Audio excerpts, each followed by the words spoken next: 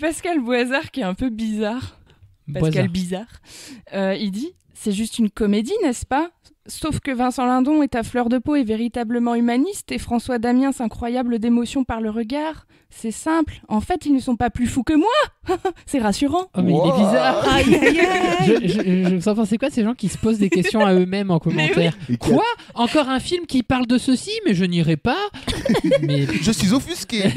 Le cinéma français n'est plus ce qu'il était. La Grande Vadrouille, ça c'était du ciné. Non, mais c'est vrai qu'il a fait une introspection personnelle. Ouais. Je sais pas Mais quoi. il y a des gens, ils ont peut-être besoin d'aide et nous, on est là en train de rigoler de leurs commentaires alors qu'ils sont suicidaires. Bah, C'est prenez pas- de l'ayahuasca. Je sais pas si c'est une bonne idée, Clément. Ouais. Ou de l'ail en poudre. Ça marche. L'ail en poudre. No in a world, Jack. What do you mean, no in a world? It's not that kind of movie. Oh? Okay. Vous êtes complètement tapé ou quoi? Ça va être une tragédie, ce truc-là. Ce manque d'humilité en face de la nature qui se manifeste ici me terrifie. Removing the head or destroying the brain. Ça n'a pas l'air très effrayant. C'est juste comme une grosse dinde. On va passer une bonne soirée, Monsieur Pignon. Une très bonne soirée. Accrochez-vous, ça va faire mal.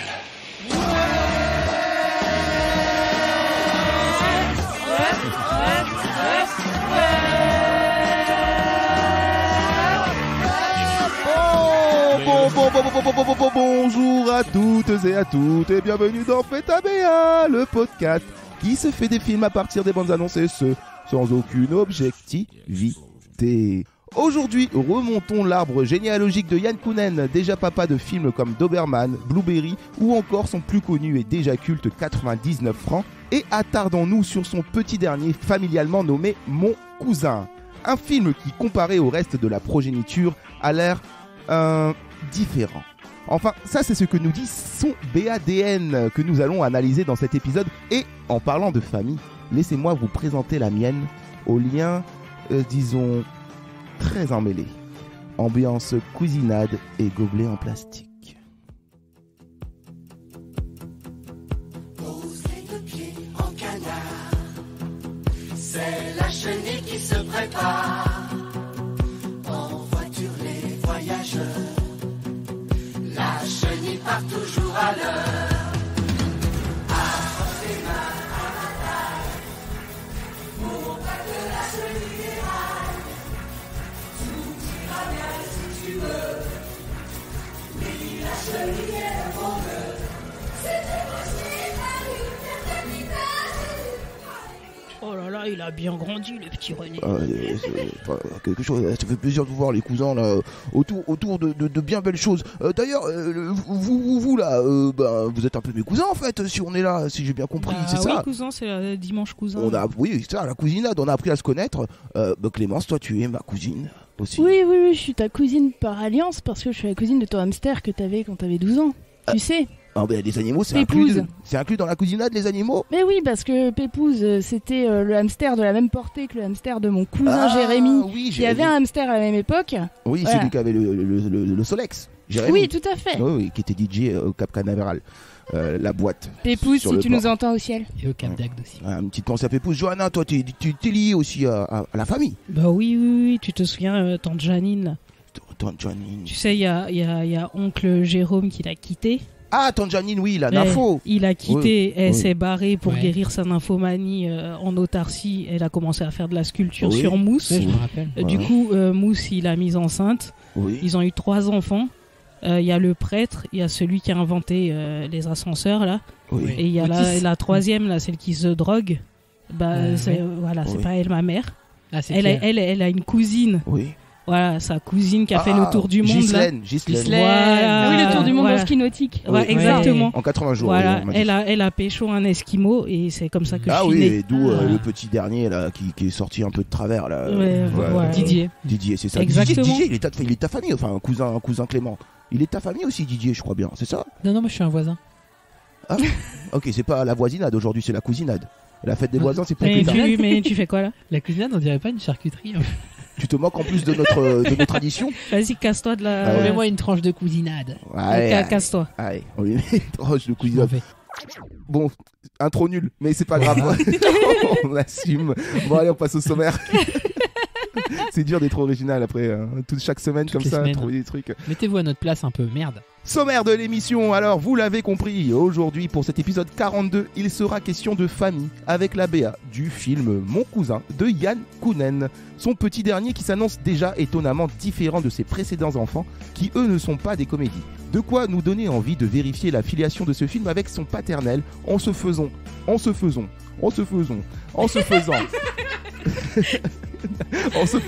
sa BA et de parler ainsi de son cinéma bien à lui qui, comme Gaspard Noé, sont bons la poudre.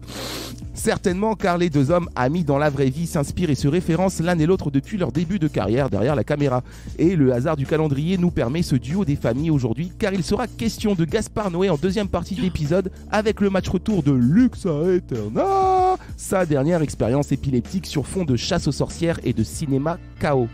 Chaos, justement, ce chaos nous a-t-il mis KO? Nos yeux ont-ils survécu au terrible 300 BPM de son et de couleurs? Tour de force, supercherie, on vous dira tout. Et spoiler alerte, ne vous inquiétez pas, nous n'avons Aucun problème de santé. aucune séquelle. Bon, ça ce sera pour la deuxième partie de l'émission. C'était le sommaire de cet épisode 42 qu'on va tout de suite lancer avec la BA de Mon cousin de Yann Kounen. Vous êtes prêts? Ah ouais. La famille, C'est les cousins parti. On y va, allez, vas-y. Vas-y, allume la Touchez les télé. gobelets en plastique. Mais Ghislaine, mets la télé. On regarde la BA, tiens. On va tu sais, regarder la bande-annonce. tu sais, il a fait un film, notre La cousin. bande-annonce du dimanche. Tu m'as manqué. Je le vois jamais, et quand je le vois, tu vois ce qui m'arrive. Je pèse 1 milliard, je dirige 45 filiales, j'emploie 9000 personnes, et je suis dans la main d'un fou. Mon putain de cousin. Si ce malade ne signe pas ce pacte très vite, on est mort. Il faut juste le signer là dans la petite case. Il a signé? Non. Qu'est-ce qu'il veut exactement? Il veut m'aider. Adrien, je monte devant. Ah non, je suis ton chauffeur, je suis pas ton cousin là. Il veut être avec moi tout le temps, dans ma bagnole, à la maison, partout. Il veut être moi, voilà, tu comprends? Les hommes, laisse-moi. Mais je m'en fous qu'il m'aime. Je veux qu'il signe. Calme-toi. Depuis qu'il est là, tout se casse la gueule. Les ascenseurs, les actions, les hélicoptères. Marre des conneries, marre des dingues. Votre cousin est très sensible. Il peut changer d'humeur d'une seconde à l'autre. J'ai plus parlé en 24 heures à toute ton équipe qu'à toi en 35 ans. T'étais pas comme ça. Les gens, ils ont besoin qu'on leur montre qu'on les aime. Y'a que toi, tes actions, ton apéritif à la con, là. On n'est pas des cailloux, Pierre. Ça bouge, ça saigne, ou ça coule, là.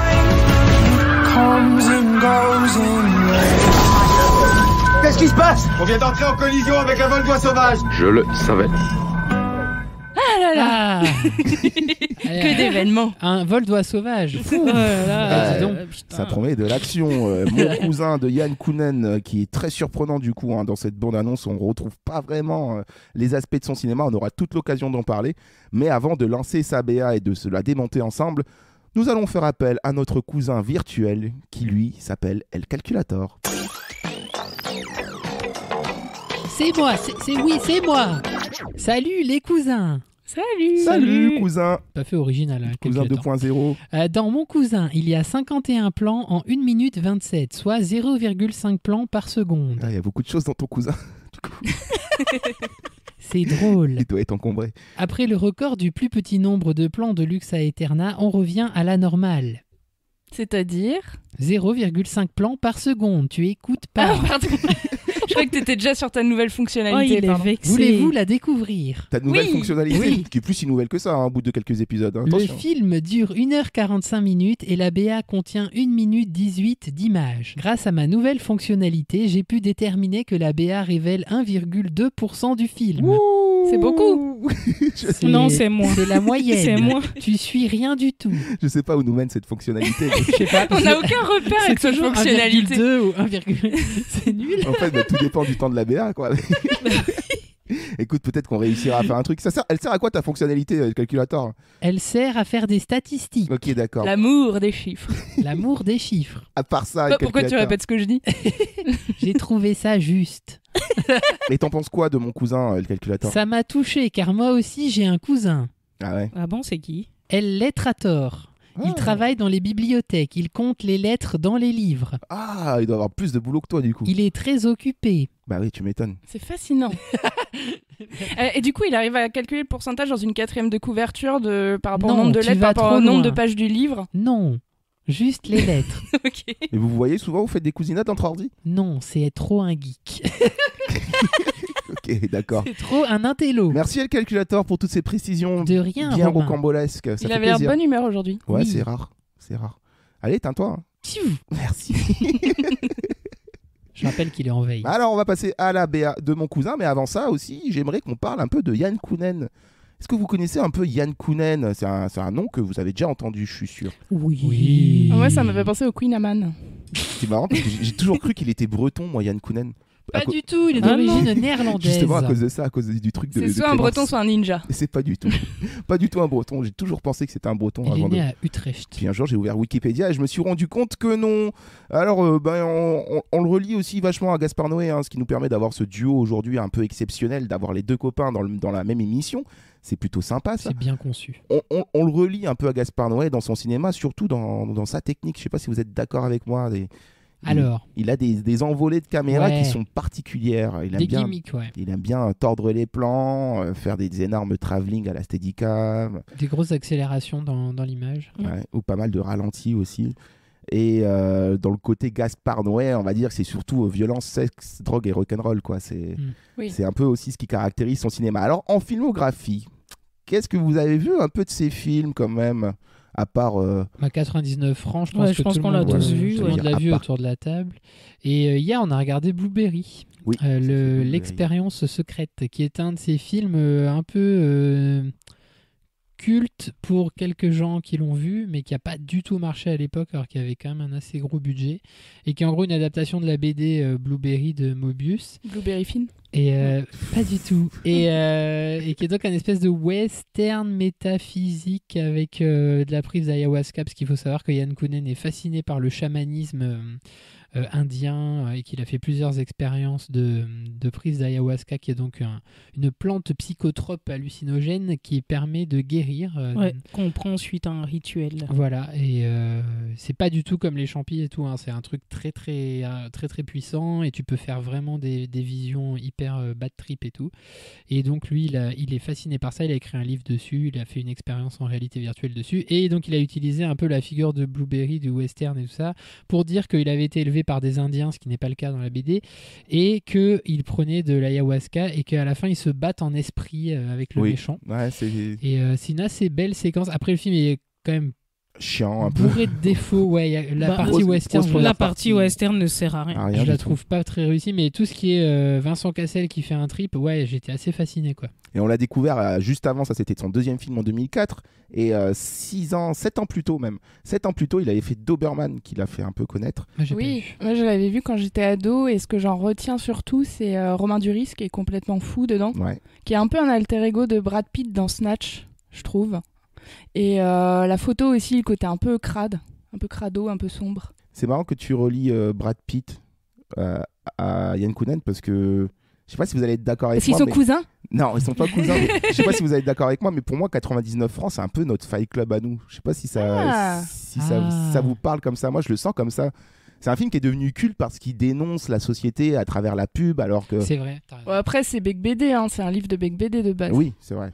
Mais Fight Club a une adaptation de bouquin aussi. Ouais, bah voilà, tout est relié. Peut-être, ça doit être une grande inspiration, Fincher aussi, mais j'ai l'impression que ces deux films se répondent l'un et l'autre, hein, chacun de leur côté, pour ceux qui le dénoncent. Hein, oui, puis c'est un peu devenu culte après aussi. Je sais pas si en salle ça a vraiment énormément marché, mais après c'est un film qui est devenu un peu super culte, et puis ça a un peu propulsé Jean Dujardin à ce moment-là. C'était une des premières fois où on le voyait dans un film autre que rigolo comique, quoi. Et toi, tu l'as rapproché de Gaspard Noé, mais moi je le rapprocherais encore plus Yann Kounen du troisième larron, qui est Albert Dupontel, parce que je trouve que son cinéma ressemble beaucoup au cinéma de Dupontel des débuts, moins avec Au revoir là-haut, mais tout ce qui est Enfermé dehors et tout, Bernie. Et il y a ce côté personnage loufoque, des cadrages complètement excentriques, un truc à la Terry Gilliam et tout. C'est un peu cette veine-là de réalisateur, et c'est vrai qu'en France c'est cool parce qu'on n'en a pas beaucoup, quoi. Et un côté un peu social border. Oui, des personnages fous un peu ou en décrochage, quoi. Ouais, c'est limite à l'univers punk à chaque fois, quoi. Son dernier film, par exemple, c'est bizarre aussi parce qu'il y avait déjà un changement, c'est Coco Chanel et Igor Stravinsky en 2009 et il n'a plus rien fait depuis en long métrage. Et il nous revient 11 ans après avec Mon cousin. Et entre-temps, il s'était occupé avec des expériences de réalité virtuelle, pas mal de courts-métrages aussi. Il a fait Cauchemar en cuisine. Ah bon? Bah, je trouve qu'il ressemble à Philippe Etchebest en fait. C'est vrai, il est beaucoup plus Philippe-fort. Moi, je la prends plus au sérieux. Non, mais on l'a vu aussi il a fait un segment du film Les Infidèles, hein, toujours avec Jean Dujardin, là, encore. Il a fait un segment de ce film-là qui avait été coupé au montage pour la sortie en salle parce que trop space. Hein, on le voit du coup en sortie vidéo, le segment en question. Et c'est vrai qu'il est super space et je comprends peut-être pourquoi il l'avait coupé, ça pouvait choquer. Et c'est là qu'on retrouve toute l'essence du cinéma de Yann Kounen. Chose qui est étonnante, c'est ce nouveau film Mon cousin. Et on l'attendait pas forcément là. Alors, on va en parler tout au long de la BA, mais ouvrons d'abord ce sujet-là. La BA, elle s'ouvre sur quoi? Elle s'ouvre sur une embrassade des familles. Cousin, ça fait plaisir de te voir. Qui est qui à ce moment-là? François Damiens et le cousin de Vincent Lindon. Déjà improbable. Et l'inverse est vrai aussi. C'est ça qui est fort. Donc là, directement, les liens sont lancés. Lindon et Damiens sont cousins. C'est pas de chance, parce qu'apparemment, une petite musique de suspense se lance et ça va créer un énorme petit bordel. Mais quoi? On sait pas exactement. Vincent Lindon dit « Je brasse des milliards, j'emploie des milliers de gens. » On comprend que c'est un PDG d'une grande entreprise. Et je sais plus c'est quoi qu'il dit « Ma vie est entre les mains de ce fou qui est mon cousin. » Je vais te le dire directement, après l'avoir passé dans le traducteur anti-articulation. Là. Parce que franchement, en plus, Vincent Lindon, c'est un expert pour ça. Il articule très peu. J'ai compris. Je pèse 1 milliard, je dirige 45 filiales, j'emploie 9000 personnes et je suis dans la main d'un fou, mon putain de cousin. Si ce malade signe pas ce pacte, très vite, on est mort. Mais alors, quel pacte? C'est trop bizarre comment il parle, parce qu'il parle de pacte, il dit on est mort, et puis le ton qu'il a, moi, au début, je croyais que c'était un truc genre trop tendu, la mafia ou quoi. Ça a l'air d'être un thriller au début. Une note de violon mononote comme ça qui dure, qui fait... Ah ouais, moi dans ma tête, je me suis dit c'est encore une histoire de famille et d'héritage. Là, il a signé un pacte, c'est chelou. Peut-être un truc d'héritage, où il est obligé de dealer avec son cousin pour pouvoir garder des biens ou un des truc parts, comme ça. Ou alors son cousin a une part dans l'entreprise de Vincent Lindon et il le savait pas. Qui l'empêche d'avancer, donc du coup, il rappelle. De toute façon, c'est un chef d'entreprise, Vincent Lindon, on est d'accord. C'est un PDG. Et d'entreprise de quoi? On sait pas, mais... Et il ne signe pas ce pacte. Et c'est là que le film apparemment commence. Le suspense s'arrête. Hein. C'était simplement une entourlouperie. Je sais pas si ça se dit une entourloupe. Une entourloupe. Tout simplement. C'était une entourloupe parce que la musique Whatever You Want de Status Quo vient casser l'ambiance. Et heureusement, nous sommes dans une comédie et non pas dans un thriller, film à suspense où on a eu chaud. Hein. J'aime bien cette BO de la BA. Et ça part et ça devient tout mignon, tout gentil. Le cousin qui veut aider. Et il y a un plan sur François Damiens où il a l'air pas sympa au début, où on le voit cracher sa fumée là. Oui, il lui vapote à la gueule, ou il fume. C'est bizarre en fait, parce que ça c'est encore peut-être quand on est dans la phase un peu suspense et que Vincent Lindon en parle. Il y a un insert d'un plan de François Damiens qui balance sa fumée dans le visage de quelqu'un. À ce moment-là, tu te dis putain, il a l'air trop vénère et tout. Et en fait non. Mais tu vois que tous les opposent en fait. Parce que lui, il a l'air d'être, Vincent Lindon, il a l'air d'être quand même bien placé, d'être un grand patron, qu'il a beaucoup de gens à diriger. Et t'as le cousin, qui lui a tout simplement l'air d'être quelqu'un de normal. De très simple et d'être un peu le cousin un peu relou, mais qu'on aime bien. Quoi. Et ça a l'air d'être un chauffeur de VTC, parce que là, il l'invite à monter en voiture et il lui dit non, je suis pas ton cousin là, je suis ton chauffeur.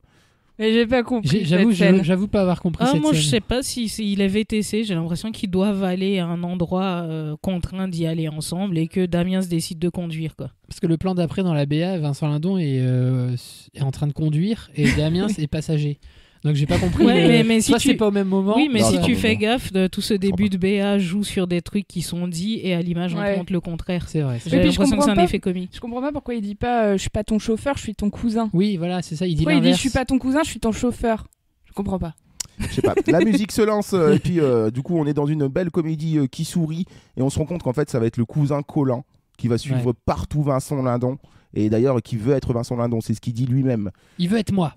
Il va être moi, et j'arrive pas à m'en détacher. On a l'impression d'être dans une comédie de Weber là, parce que on retrouve deux archétypes du cinéma de Weber, hein, le con et le pas con en fait, mais celui qui a réussi. Le sérieux quoi. Et c'est peut-être ce qui a inspiré aussi du coup Yann Kounen, parce qu'il l'a dit en interview, Ce qui m'a séduit en fait dans l'idée de ce film, c'est qu'il contient les fondements de ce qu'est pour moi une comédie entre guillemets à la française, une histoire originale bâtie autour de deux types qui ne se supportent pas, mais qui doivent être ensemble, joués par deux grands acteurs très différents l'un de l'autre. C'est intéressant, intéressant ou pas, je sais pas. Est-ce que c'est très original? En tout cas, je sais que quand j'ai vu Damiens et Lindon ensemble, je me suis dit what the fuck. Donc oui, pour moi, c'est intéressant de confronter ces deux comédiens. C'est clair qu'ils viennent pas du tout des mêmes univers de comédiens, quoi. Et il y en a un qui vient en tant que personnage qui vient pas du tout du même monde parce qu'ils prennent des jets privés. Donc il en est là, hein, Vincent Lindon. C'est un mec qui prend des jets privés. On a une petite scène là en jet privé où ça a l'air d'être complètement la panique. Et on instaure le fait que, en fait, toute cette histoire de voyage ensemble entre cousins, ça va être juste Vincent Lindon qui va essayer de convaincre François Damiens de signer, en fait. Il est malin, hein. Il s'est fait payer des vacances par son cousin. C'est peut-être pour ça. Je vais pas signer, du coup, on va faire le tour du monde avant. Motive-moi. La pancarte du casse qui s'affiche dans une pas très originale police de comédie française. Garamond. Dégradé en bleu. On retrouve jaune, le bleu et jaune, oui. Bleu-jaune, hein, c'est tout, sur toutes les affiches de comédie française, c'est le bleu, le jaune. Hein, je sais pas, ils sont aux couleurs de Ikea, peut-être que ça attire mieux. J'en sais rien.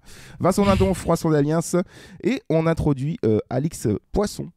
Je sais pas si vous voyez cette actrice, Alix Poisson. Qui a l'air de jouer son assistante ou sa collègue de travail à Vincent Lindon. Alix Poisson, en fait, qui va donner un dialogue très pratique là, à ce moment-là dans la BA, parce qu'elle va annoncer carrément tout ce qui nous attend, tout simplement. Elle annonce les gags du film. Depuis qu'il est là, il y a tout qui se casse la gueule. Les ascenseurs, du coup, on voit Lindon dans un ascenseur qui a l'air très peiné.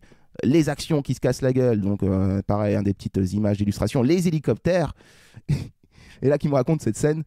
Ah non, attends, il y a un truc qu'elle dit pas parce que en fait c'est pas montré dans la BA, mais moi je sais que c'est dans le film parce que j'ai vu un extrait spécial. C'est qu'à un moment ils vont à un apéro soirée dansante et ils sont sur le dance floor et en fait il fait tomber tout le monde et alors ils essayaient de danser le Madison en fait, tu vois.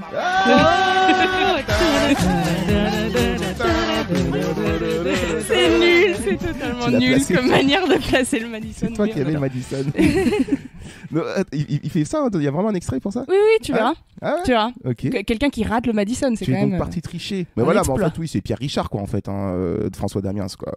Et là, il y a un autre truc pire que le Madison, c'est les hélicoptères. Donc, est-ce que c'est lui qui conduit l'hélicoptère? Je comprends rien. Non, ils en prennent un sûrement pour aller d'un point A à un point B. Et quand l'hélicoptère est en train d'atterrir, il projette, c'est quoi, des oiseaux. Pousses de vache? Non, ouais, c'est des oiseaux. Non, c'est des oiseaux. C'est des oiseaux. À la gueule de tout le monde. Qui rentrent dans les hélices et qui atterrissent dans la gueule d'Alix Poisson. Mais pourquoi les oiseaux vont-ils dans les pales d'hélicoptère et pourquoi plus tard dans la BA il y a aussi des oiseaux autour de l'avion? Pourquoi? Je sais pas, ils vont aller de situation rocambolesque en situation rocambolesque. Je pensais pas utiliser un jour ce mot. Surtout 2 fois. Peut-être que le cousin est ornithologue.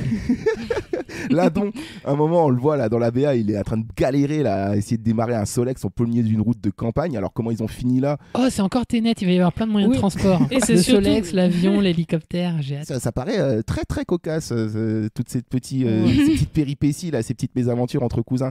La petite guitare qui se lance avec la petite chanson mélo qui accompagne toujours un peu ce genre de BA, film de comédie française de famille, quoi. Oui, on entre dans la phase émotion de la BA. Ouais, et à ce moment-là, le personnage de François Damiens disparaît presque de la BA. On ne le voit plus. C'est vrai, parce qu'on vient dans l'introspection de Lindon à qui on demande de faire preuve d'amour et d'oublier son travail, en fait. C'est théorie. Ah. Est-ce qu'il n'arrive pas un drame au cousin au milieu du film? Non. Qui fait qu'il ne peut définitivement pas signer ce pacte. Genre, il se fait couper les mains. Je peux plus tenir le stylo. Ou il meurt. En tout cas, il lui arrive un truc au cousin, c'est qu'il est malade. On l'apprend d'un appel téléphonique. Alors, qui est-ce? Un médecin, un copain, un psy, j'en sais rien. Mais il est pas malade, il est très sensible. C'est pas une maladie. Non, il peut changer d'humeur d'une seconde à l'autre. Mais il est ultra sensible. Il est sensible. Et d'ailleurs, à ce moment-là, on le voit étreindre un arbre pour prendre le chi de l'arbre. Moi, je pense que psychologiquement, il a un problème. Ah non, moi, je pense pas. Moi, j'ai eu l'impression... la même impression que Romain, mais c'est parce que le début de la bande-annonce, comme on a tout le temps le point de vue de Vincent Lindon qui parle en mal de son cousin, j'ai eu l'impression que le cousin avait un problème mental. Pour moi, c'est Vincent Lindon qui a un problème qui est névrosé. Ouais. On est bien d'accord. Ça clairement, mais c'est pas une maladie, la névrose. Eh bien,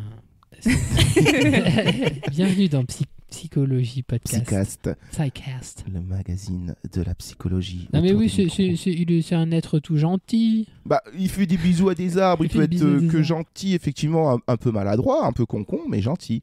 Voilà, contrairement à Vincent Lindon, là, qui lui est un gros chiant qui n'aime pas aimer. Hein. Là, on ouvre les clichés dans la BR, on ouvre les clichés de famille hein, dans les films français.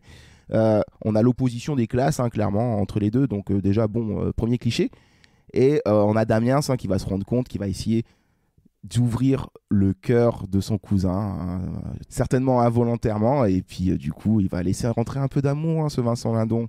Et on ouvre aussi les clichés parce que Vincent Lindon, il reconstitue une photo. Oui. Donc il ouvre les clichés. Et alors là, moi, j'ai vu que c'était sur ce plan, il reconstitue la photo par-dessus un contrat. Oui, bah c'est certainement. Derrière, il y a une feuille, il y a écrit entre et ouais, c'est entre eux. Mais quelle est cette photo?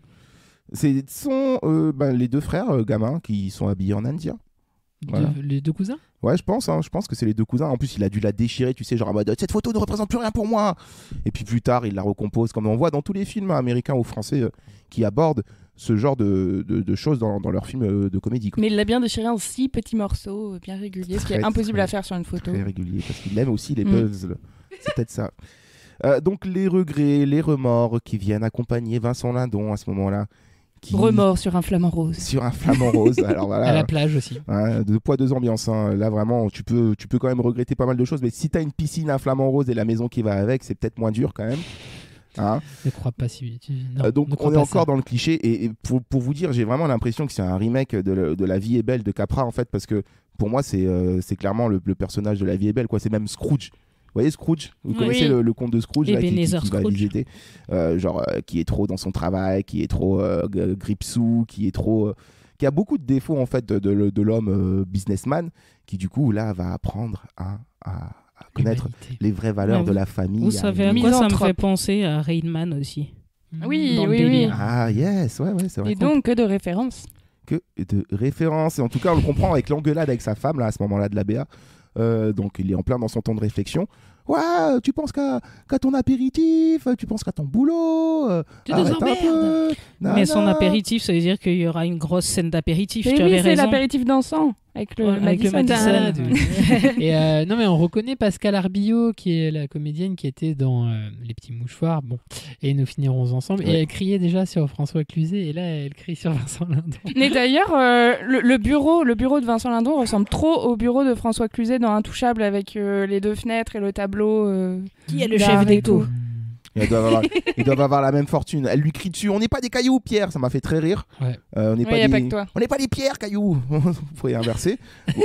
Si ça bouge, ça saigne et ça coule. Ouais. Il faut que ça bouge. Non, elle dit il faut. Qui dit ça? Faut que ça bouge, que ça saigne et ça coule. Ouais, voilà, genre tu voudrais vivre, toi, résigné? Elle parle de quoi? Du corps humain? Elle parle des gens, parce que Vincent Cassel, c'est un mec qui veut enfermer tout le monde. Lindon, pas Cassel. Ils sont très sympas tous les deux. Vincent Lindon, il veut enfermer des gens dans des cases, alors que non, ça bouge, tu vois, les choses sont mouvantes. Ouais. Bref, on a la petite musique qui accompagne tout ça. Vincent Lindon, on sent que ce film va le laisser tout chose au final. Il fait du segway. Ouais, c'est comme ça que ça s'appelle. Ouais, skateboard électrique. En plus, il fait du segway dans une espèce de grande pièce vide avec plein de. Donc tu vois, c'est typiquement l'image du mec cadavre, je ne sais pas. Ouais, qui prend son envol. Bah ouais, qui détestait tout ce qui est kiffant en fait, et puis qui va apprendre à aimer juste le kiff. La pancarte du film, elle apparaît, Mon cousin. Le titre, la blague de fin de BA, forcément, qui vient illustrer aussi là cette comédie, qui me raconte cette dernière petite blague. Qui nous refait référence. Il y a le mec qui loue son avion dans Tenet qui se fait encore défoncer son avion. Je pense qu'il en peut plus, le mec. Là, c'est un moment purement Yann Kounen pour le coup. C'est qu'on s'attendrait pas forcément dans une comédie française à avoir un crash d'avion parce que ça coûte cher et que ceci, cela. Et là, typiquement, le mec il te met un crash d'avion avec des oiseaux qui se prennent dans le moteur et François Damiens qui dit je le savais. Et ce sont les derniers mots de cette BA pour ce film qui sortira le 30 septembre. Et voilà. La BA de Mon cousin de Yann Kounen. Allez tout de suite, est-ce que vous avez envie de le voir, ce film? Clément? Ouais, moi je suis hypé. Pourtant, c'est pas trop mon délire, mais il y a un truc qui me rattache au film de Francis Weber, Gérard Roury, etc. Donc la chèvre, ce genre de truc, ça peut être un bon délire.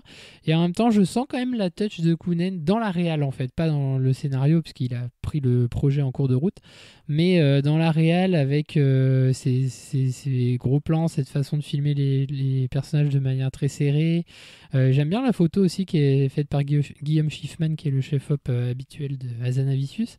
Et voilà, il y a un truc qui me plaît, et j'espère que c'est un peu un attrape-couillon, dans le sens où c'est un film pour amener les gens en salle, pour dire regardez, j'ai fait une comédie familiale, et qu'en fait il y a une profondeur derrière, quelque chose de touchant. Peut-être. Johanna, as-tu envie de voir ce film avec cette BA ? Non, très honnêtement non, ça me hype pas du tout. Après, pour le duo Lindon-Damiens, pourquoi pas, mais très honnêtement, c'est pas ma cam. Ouais, ça t'a pas... Je te comprends. Clémence ? Comme Johanna. Franchement, j'irais pas le voir si je voyais la BA comme ça au ciné. Je me dirais, ah ouais, bien. Okay. Suivant. Mais bon, on peut être surpris, hein. Vous verrez, je vais vous faire part des commentaires des gens, et il y a un truc qui se passe, c'est qu'il y a plein de gens qui l'ont vu en avant-première et qui ont adoré. Espérons qu'on soit autant surpris. Et toi, Romain, qu'est-ce que tu en penses ? Ça te donne envie ? Alors, je suis mitigé en fait. En règle générale, je vais pas vers ce genre de film parce que j'y reconnais un peu simplement trop de clichés et ça me vend pas un film très très original. Mais là, c'est Yann Kounen qu'on n'a pas vu depuis plus de 10 ans. Ouais, mais ça peut être drôle. Ah, mais j'espère que ce sera drôle. Moi, franchement, j'ai juste envie de rigoler, quoi. J'ai vraiment juste envie de rigoler. Si en plus il nous fait des petites envolées de caméra, des petits plans séquences, des petits trucs qu'on aime bien à la Yann Kounen, ou que ce soit un peu acidulé, mais pas trop, parce qu'attention, moi, parfois quand ça dépasse Yann Kounen, j'ai un peu de mal à digérer. Son segment dans Les Infidèles, j'ai pas pu supporter. Donc ouais, non, j'ai envie de rigoler, et puis pourquoi pas peut-être essayer d'insuffler un peu de cinéma dans tout ça, tu vois, pas juste faire ces énormes comédies françaises qu'on a pu voir en plan fixe, du Cobu, Toto et compagnie là qui puent du cul. Ça me donne envie parce que je suis curieux, mais objectivement parlant, le format de la BA, comment c'est monté et ce que ça nous vend, pas top du tout. Je trouve ça très très cliché, quoi. T'en attends rien, voilà. J'ai l'impression que là pour le coup il y a un renouveau et... Oui, et puis il a pris de l'expérience. Hein. Oui, et puis je pense que c'est pas anodin aussi qu'il soit passé par la VR. Je pense que ça change quand même quelque chose dans ta perception et ta façon de filmer. Ça peut être intéressant, ça. Et il le vend comme un feel-good movie, ce film. Oui, un buddy movie aussi. Buddy movie, feel-good movie, un buddy feel-good movie. Et c'est là ma question, en fait, c'est est-ce que vous pensez pas que cet énorme gap entre son cinéma un peu plus sale, entre guillemets, et là, cette comédie qui a l'air très propre, très lisse même, risque de lui porter défaut?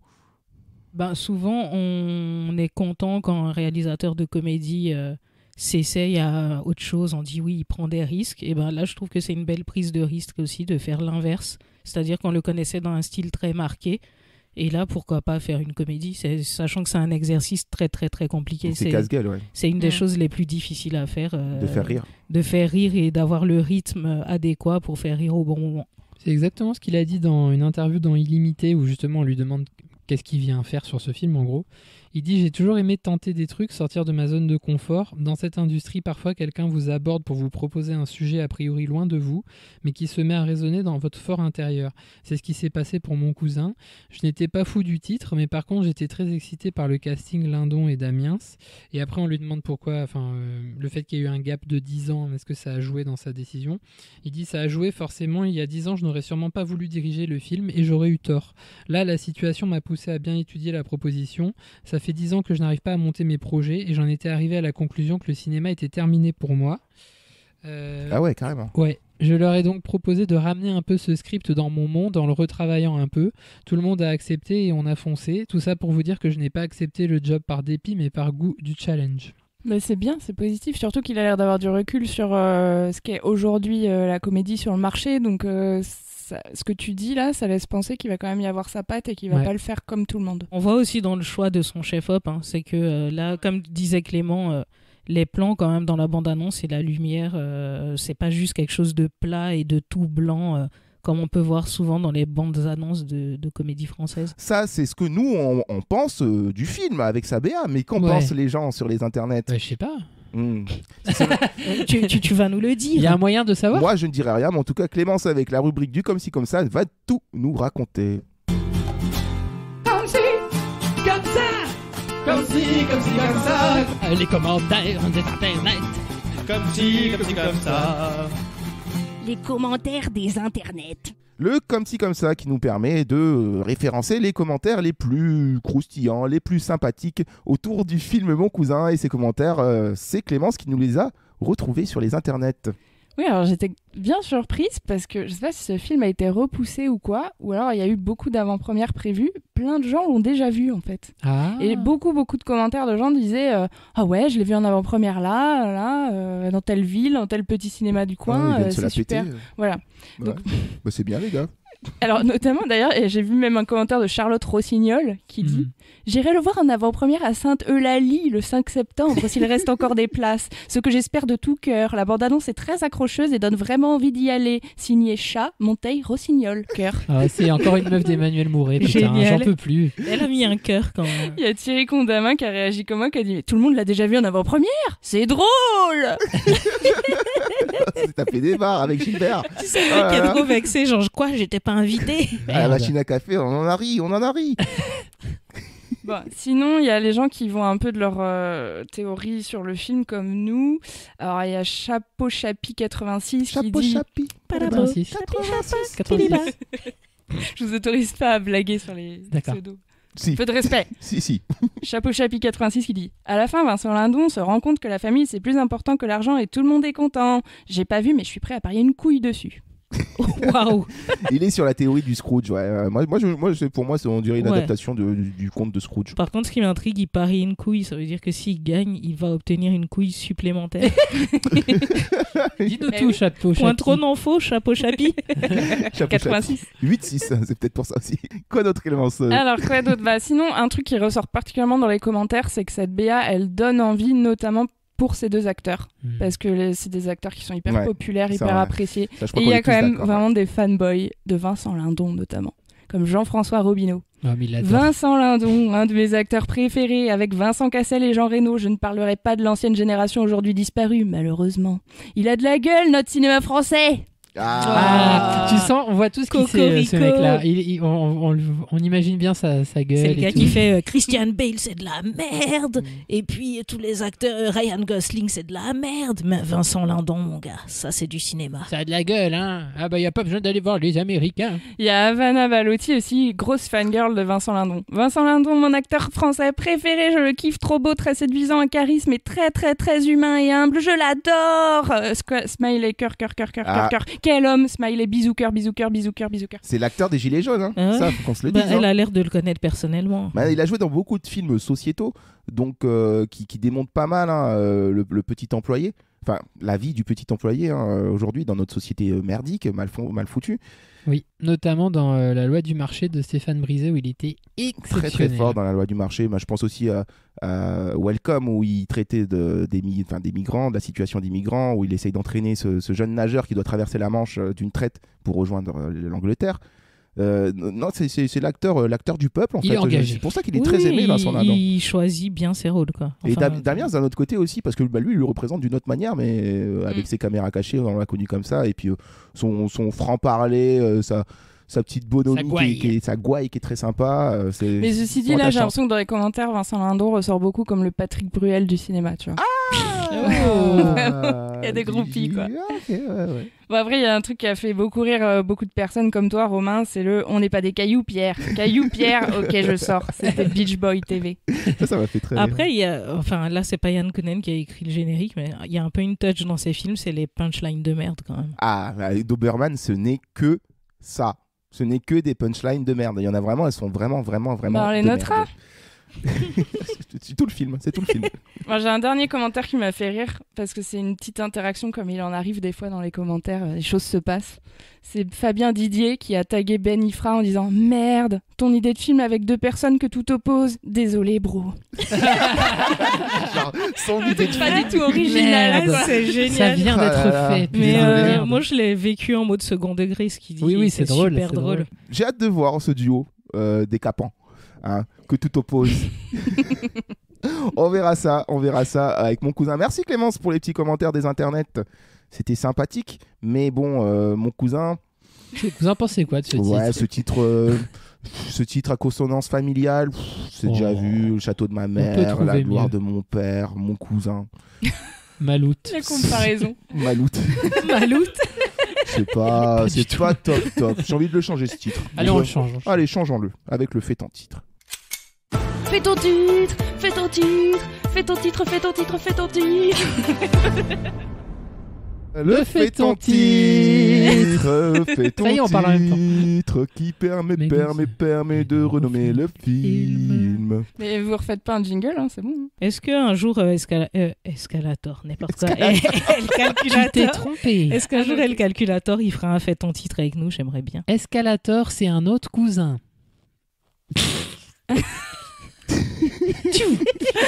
C'est ça, éteins-toi. Je sais pas où va cette émission. Qui a des titres autour de la table? On est obligé d'en avoir des titres, hein, sinon on est éliminé. Oui, c'est vrai. Il faut au moins un titre, même un mauvais, je m'en bats les couilles. T'as mis la voix de Yolande Moreau. Ah bon? On est éliminé. Tu leur ressembles aussi. C'était gratuit. J'ai pas le même âge qu'elle, mais... non, c'est pas vrai, voilà, tu es hein. sublime, Clémence, enfin. Oui, les mais fait-on par le titre- talent, tu lui ressembles, Clémence. Waouh. Qui a des titres? Bon allez, je vais dire mon titre parce que j'avais pas d'idée. Et comme tu dis, il vaut mieux un titre mauvais que pas de titre. C'est quoi ton titre? J'avais pas d'idée de titre, alors j'ai pensé à un concept. Mon titre, c'est Mon cousin. Mais de l'autre côté... J'y ai pensé aussi, mais je suis pas allé au bout de mon idée. Bah voilà. Je sais pas comment on peut le montrer, mais en gros, c'est mon cousin, mais l'autre qui le dit, tu vois. En fait, là, on a l'impression que c'est Vincent Lindon qui parle de François Damiens. Mais c'est nul. Mais oui, c'est nul. C'est le même titre. C'est le même- quoi cette escroquerie? Bah, et alors? C'est le même titre, mais vu de l'autre côté. D'accord, Voilà. donc mon cousin. Mais si j'avais été frère et sœur Clémence. et que le film s'appelait Mon frère, on aurait appelé ça ma sœur. Tu vois ce que je veux dire? On l'aurait appelé mon père. Et ça aurait été bien. Ça aurait pas forcément été bien. Bon, mais bah, voilà. mais non, mais c'était marrant parce que j'avais la même connerie dans ma tête. Johanna, t'as des titres? Oui, j'étais pas ouf aussi. Alors, C'est il y en difficile, a un hein. qui ressemble à votre titre nul. C'est le fils de ma tante. J'aime bien. Zéro inspiration, la paraphrase et la solution. J'en ai un autre, c'est la moula de mon cousin. Ok. Et le dernier, c'est Pain Man. Parce que contexte, ça fait penser à Rain Man et tout. Et sauf que là, au lieu que ce soit un Rain Man, c'est un cousin qui souffre de la nusculité de son cousin. J'ai inventé un mot, je m'en bats les couilles. C'est quoi la nusculité? Je sais. Elle vient de l'inventer. Pourquoi Painman? Parce qu'il souffre. C'est douloureux pour Et lui d'être Rain Man. face à ce cousin. C'est un duo à la Rainman qui souffre. Ok. C'est ça. J'ai pas le déclic pour l'instant. Le mec il se prend pour le Mais présentateur. ça va être dur Pour d'avoir. l'instant, j'ai pas le déclic, je vous Tu crois avoue. que t'es en train de choisir ta robe de mariée ou quoi? En fait, il est en train de se positionner. Je connais Clément. Je suis pas encore convaincu là. Il manque l'étincelle. J'y vais ou pas? Vas-y. Alors moi j'avais mon Kounen. Voilà. Après, les autres sont tellement nuls que j'aime bien. Bah c'est presque mieux. Non mais j'en ai un dont je suis assez fier, c'est le Lindon de la farce. Regarde ça. Non, Mais t'avais le même? C'est incroyable. Mais c'est pas C'est le même possible. titre. Le même titre. Je viens de montrer mon portable à Bon, Clément. ben on a gagné. Ah mais ça beau c'est parce quand que c'est même. Charlotte Aubrais, la dinde la Oui, semaine c'est ça. dernière et tout ça vous a Non mais oui, aiguillé. comme ça a l'air Ouais. d'être une farce. Et Après tout, la machin. dinde de la farce, ouais, le lindon de la farce. Ah, Putain, c'est bien, ouf. c'est bien. Et en catchphrase, j'avais Il possède un cousin. Donc ça, c'est une référence à Ultra Vomit. Kevin, il l'aurait eu. Ah putain. oui. Putain, Kevin, tu me manques. Et sinon, en catchphrase, j'avais Mes amis, ma famille, mes emmerdes. Ouais, c'est pas ouf. Putain, Ouais. Bah, il est Mais bien, le lindon de la farce, il est bien. bah, le lindon de la farce, j'ai l'impression Du que coup, ça il te va- reste quoi, Romain? Moi, d'original j'avais le lindon de la farce là que j'ai écrit en gras. Histoire de dire que c'était son premier Parce que choix. Le dindon, c'est gras. Et non, après j'avais un autre titre parce que comme c'est un chauffeur de VTC, j'aurais appelé ça le cousin Uber. Ah, par rapport aux visiteurs. Mais après, C'est pas mal. Mais c'est on pas sait mal. pas On si sait c'est pas un s'il chauffeur. Il est chauffeur de VTC, il le dit Non. lui-même. Ah non, il le dit pas. Il dit je suis pas ton cousin, je suis ton chauffeur. Non, mais c'est parce qu'ils doivent partir d'un point A au point B et c'est lui qui conduit. c'est Mais tout. oui, il dit en voiture Simone, c'est moi Bah, toi quel qui est son conduis, travail c'est moi qui klaxonne. Son travail, c'est d'être le cousin d'un homme riche. C'est un travail comme un Le autre. lindon de la farce. Ouais, j'en ai bien peur. Hein. Ah, c'est la première fois que je fais un titre pas convaincu, mais ça va être ça. Non, mais il est bien le Il lindon est de la bien. farce. Le lindon de la farce. Et pas de catchphrase. Une putain. comédie. Mais sinon, c'est mon cousin. Le lindon de la farce. Non, mais là, c'est le même titre. C'est pas possible. Là, J'essaye toujours de je placer mets mes mon trucs. veto absolu. Bon, le lindon de la farce, c'est pas très original, mais c'est notre titre pour Mon cousin de Yann Kounen qui sort le 30 septembre. Et qu'on Comment il s'empresse- te dénigre ton titre, Clément? Non, il avait En le plus, même. J'avais le votre même. titre, vous C'est aviez notre la titre. même. D'ailleurs, nous avons gagné, mais qui résumera l'histoire Alexa Eterna. de Luxa Eterna, dont nous allons faire tout de suite le match retour, comme nous ferons un match retour pour mon cousin dans l'épisode suivant. Et en parlant de match retour, passons tout de suite à Lux Aeterna de Gaspard Noé. DJ, kick that shit. Ça te fait mal quand on te tire dessus? Je ressens les blessures. La douleur est une simple information. Votre discours était très éclairant. Très éclairant? C'est du blabla, oui.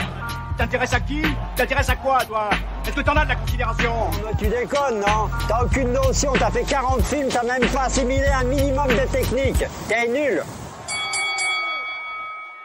Match retour sur ce film qui nous a laissé aucune séquelle, qui est Lux Aeterna, et dont nous allons vous parler tout de suite. Mais avant toute chose, j'aimerais vous résumer l'histoire que nous nous étions imaginée dans l'épisode précédent. C'est parti, ça va être très court. Béatrice Dalle et Charlotte Gainsbourg sont sur un tournage. Chacune dans son écran, mais ensemble dans la même pièce, elles parlent du film dans lequel elles se trouvent. Béa dirige Charlotte et s'apprête à la placer sur un bûcher pour une scène enflammée. Mais Giuseppe Verdi, comme les hommes dominants de ce film, n'est pas pour que ça se passe dans le plus grand bien. Ah non, non, non. Et dans la haute violence des violons, il transformera ce tournage en chaos. Béatrice perdra le contrôle de son tournage et Charlotte passera des fraises aux braises pour brûler littéralement dans les flammes de l'enfer épileptique du cinéma de Noé. Wow. Voilà ce qu'on s'était dit. En gros, on avait imaginé simplement un tournage qui virait au chaos et la scène du bûcher qui se transformait en réelle scène avec de vraies flammes et de vraies souffrances de la part de Charlotte Gainsbourg. Est-ce que nous étions proches de la réalité ou pas? Il va falloir qu'on détermine qui va résumer ce film pour de vrai, du coup. Clément, vu que nous avons gagné le fait-on titre de cette semaine avec ce magnifique titre qui est le Lindon de la Je farce. propose Clémence. Oui, moi aussi. Sinon, on fait un jeu. Comme on est 4 et que vous êtes tous deux à avoir gagné, et ben on fait une phrase chacune. Ok. De résumé. Oh. Ludique. Oh, petit Allons-y. exercice Nos ludique. auditeurs vont aimer. Espérons qu'ils l'aiment, espérons qu'on l'aime aussi. C'est parti, Clémence, tu ouvres le bal et vous deux, résumez-nous Lux Aeterna de Gaspard Noé. Alors, c'est l'histoire d'un film en train de se tourner dont la réalisatrice est Béatrice Dalle. Sur ce tournage règne un chaos dû à la fatigue de tous et à l'ambiance qui est déjà présente sur ce tournage où tout le monde est fatigué, tout le monde veut prendre sa place, on va dire. Tout le monde veut prendre sa place. Oui, en fait, notamment parce que donc Béatrice Dalle, c'est son premier film et elle est en désaccord total avec ses producteurs et aussi avec son chef-op. Et par contre, elle est à fond pour soutenir son actrice qui tient le rôle titre, Charlotte Gainsbourg. Et point. Et petit à petit, Charlotte Gainsbourg va se retrouver au milieu de ce chaos et s'y perdre elle-même, au point d'elle aussi perdre les pédales et sa confiance au moment de tourner sa scène. Et ça finit comment? Et du coup, la scène, ça finit sur cette scène qui est la scène du bûcher. Et on dit du coup la réalité. On va y aller, on est obligé de spoiler 50 minutes de film, on est obligé de spoiler, on n'a pas le choix là pour le coup. Donc Charlotte doit aller sur le bûcher, on l'a préparée à brûler sur le bûcher et en réalité... Il se produit un problème technique sur le tournage avec des écrans qui sont à l'arrière des comédiennes et qui se mettent à clignoter, provoquant l'épilepsie générale. 10 minutes d'épilepsie, voilà ce qui est... pour résumer, en gros, Lux Aeterna de Gaspard Noé. Alors, est-ce que la BA nous avait conquis? Oui, on était plus ou moins emballés par ce qu'elle nous vendait, même si on avait quand même une certaine frayeur sur ce à quoi on allait, sur quoi on allait tomber. Et est-ce que le film nous a plu? Est-ce que la BA nous a vendu un bon produit? Ça, on va le savoir avec la page du douille ou pas douille. C'était une douille. C'était pas une douille. Le douille ou pas douille qui nous permet de savoir si le film était fidèle ou pas, simplement à sa BA. Qu'en est-il? Tour de table, Clémence, douille ou pas douille? Pas douille, parce que j'aimais beaucoup le côté bipolaire de la BA entre ses parties épileptiques et le début dialogué entre Béatrice Dalle et Charlotte Gainsbourg. Et finalement, je trouve que le film est à cette image. J'aime bien ce qu'il y a dedans, c'est assez varié et voilà, j'ai passé un bon moment. Pas douille pour Clémence. Johanna, douille ou pas douille? Pas douille du tout. On voyait dans la bande-annonce la performance des deux comédiennes qui est excellente, je trouve, dans le film. Et leur naturel, enfin, ils jouent beaucoup avec leur naturel. Et moyen métrage, je m'attendais à un exercice de style aussi et c'est ce que j'ai retrouvé dans le film. Clément. Je suis d'accord, pas douille, c'est fidèle à sa BA. Après, moi, je m'attendais à une fin plus radicale. Or, je trouve que c'est quand même son film le plus soft au final. Et ce qui me fait dire, moi, petite douille quand même de ce côté-là. Pas douille pour ce qui est de l'ambiance en général, mais petite douille sur le fait qu'on s'était complètement imaginé un truc ultra trash, ultra violent, où on brûlait Charlotte Gainsbourg littéralement par les flammes. Chose qui est complètement con après recul, parce que d'où Saint-Laurent, ils vont signer un film où on crame une personne. Ça, je pense que pour l'image, ça l'aurait pas fait du tout. Donc, à part cette petite douille où le film clairement nous envoyait un peu cette entourloupe dans la gueule, en mode on s'est imaginé ça parce que c'était à mon avis fait pour qu'on s'imagine quelque chose d'aussi violent, et c'est pas aussi violent dans la violence physique du film, à part les yeux qui saignent, quoi. Je suis pas tout à fait d'accord, c'est marrant que tu dises que c'est pas trash, parce qu'en fait c'est juste qu'à mon avis c'est un peu plus subtil que la violence qu'il montre d'habitude. Tu vois, t'as pas un viol, mais pour le coup je trouve qu'il y a quand même beaucoup de violence vis-à-vis des deux femmes qui sont au centre du truc, et il y a aussi des trucs un peu annexes, comme par exemple le coup de fil de Charlotte Gainsbourg à sa fille, des choses comme ça hyper malaisantes, hyper graves. Enfin voilà, je trouve que si, c'est quand même assez violent. Et puis après reste, même l'effet de style du stroboscope, parce que c'est une violence du quotidien entre guillemets. Parce voilà, que mais venant de Gaspard Noé, on pouvait s'attendre à un final plus extravagant. Pour moi, je pensais vraiment qu'il allait y avoir des gens qui brûlaient, ou alors que Béatrice Dalle était vraiment une sorcière et qu'elle allait leur jeter des sorts. Enfin, tu vois, un truc fantastique. Ouais, mais pour moi, ça reste un écran qui clignote. On en reparlera, mais pour moi, ça ne veut pas rien dire. Mais j'ai pas dit ça, j'ai juste dit que c'était son plus soft. Dis-nous tout de suite, Johanna, ce que tu as pensé, toi, de ce film. Écoute, j'ai passé un très bon moment. C'est passé très vite. J'ai pas senti les 51 minutes passer. Qu'est-ce que je peux en dire ? Ça a été du pur ressenti, hein, comme d'habitude, quand je vois les films de Noé. Je trouve que c'est son plus drôle. Ouais. Retrouver l'ambiance de tournage et tout, il y a des choses qui sont très justes. Il a forcé un peu les traits parce que ça se passe sur une courte durée, donc forcément les personnages sont un peu clichés. Mais ça marche aussi bien parce qu'on reconnaît bien la figure du chef-op. Ça m'a fait penser au documentaire là, avec Moki dans son rapport avec son chef-op. Qu'on entend dans notre générique qui est de Feta-BR. Oui, j'ai presque eu l'impression que c'était une citation. Il y a beaucoup de citations à d'autres réalisateurs, notamment à Jean-Luc. C'est dommage que Kevin ne soit pas là, il adore Jean-Luc. Non, mais ça lui a beaucoup plu ce moment. Qu'il appelle simplement Jean-Luc. Qu'il appelle simplement Jean-Luc en plus. Parce qu'il faut expliquer que dans le film, c'est coupé par quelques citations, alors 4 ou 5, je ne sais plus. C'est ça, le film commence avec des citations puisque c'est des extraits d'autres films. Ensuite, il y a des citations textuelles qui sont écrites à plusieurs moments du film, au milieu du déroulé de l'histoire. Et en fait, là où je suis pas surprise, c'est qu'il utilise le procédé qu'il utilise souvent dans ses films. Je trouve que dans chacun de ses films, il annonce ce qui va se passer, et c'est ce qui se passe. Et c'est exactement ce qui se passe dans celui-là.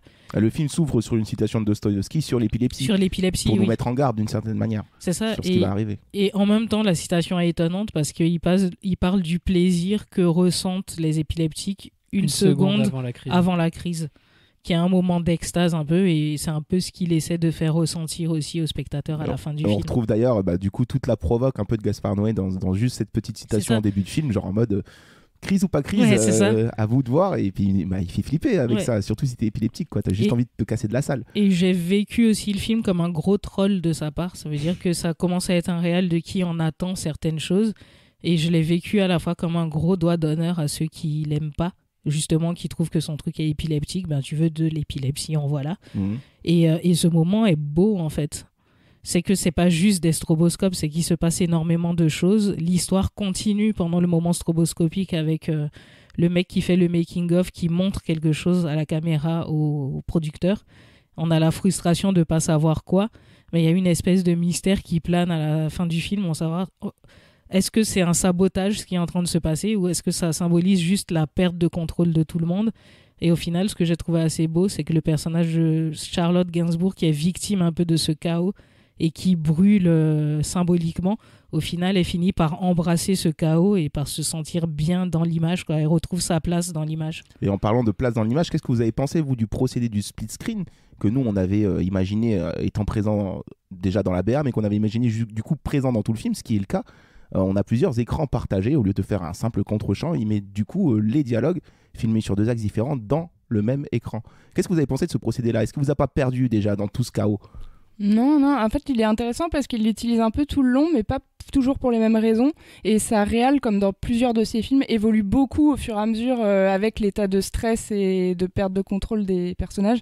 Donc au début, quand t'as les deux femmes qui parlent toutes les deux posées et que c'est en split screen, ça permet de bien les voir toutes les deux et d'être vraiment dans l'échange avec elles, et on sent ce côté très posé, elles sont tranquilles, quoi. On vient pas les faire chier.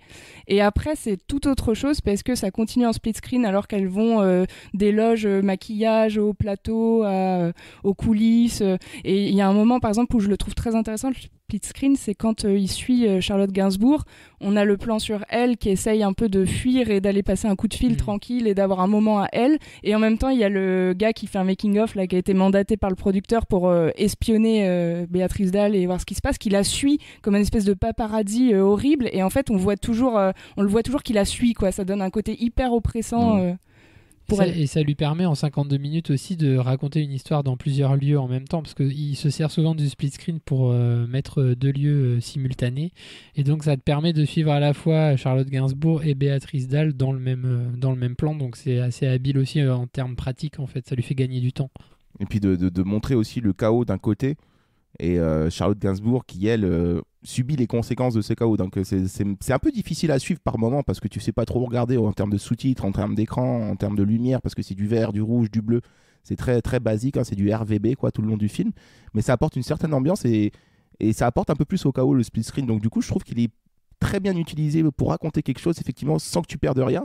Parce que tu peux aussi re-regarder le film en te disant, cette fois-ci, je me penche plus sur la gauche que sur la droite.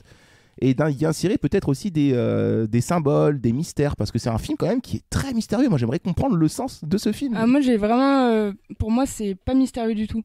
Tu crois pas qu'il y a beaucoup de symboles qui font que ça veut raconter plus que ça ne montre ? Non, en fait, c'est pas que ça veut raconter plus, c'est que pour moi, ça raconte plusieurs choses à la fois et ça les entremêle, et c'est ce que j'ai vraiment adoré, c'est ce qui m'a fait aimer le film. Si tu veux, du coup, j'en profite pour te donner mon avis. Vas-y. Oui, en fait, pour moi, le film parle d'une chose principale qui est un pétage de plomb dans tous les sens du terme. Et du coup, ça se passe à plusieurs niveaux, tu vois. T'as le tournage sur lequel les gens pètent les plombs sous la pression. T'as le pétage de plomb littéral avec les lumières du plateau qui sautent. T'as l'envie de faire péter les plombs à une comédienne pour obtenir une intensité un peu spéciale dans le jeu. Et ça m'a vraiment passionné parce que c'est annoncé dès le départ avec un des cartons où il montre les vieilles images du film de Dreyer avec la nana sur l'échelle qui est jetée sur le bûcher. Et il y a écrit il faut savoir que la nana était restée je ne sais pas combien d'heures sur cette échelle. Et que quand ils l'ont jeté, le cri qu'elle a poussé était aussi lié à cette intensité qu'elle a vécue physiquement.